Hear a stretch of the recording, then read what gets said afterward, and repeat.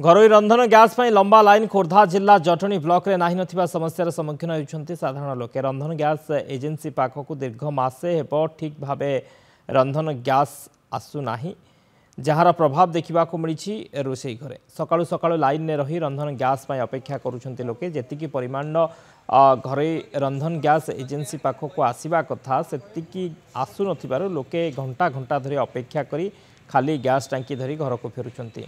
ए विषय घरोई रंधन गैस जोगाण करुवा कार्यरत अधिकारी को पचारू से संतोषजनक उत्तर दे पारना। अंपटे बुकिंग कर लोकों को रंधन गैस नदे कलाबजारी कर बिक्री अभियोग होउछि।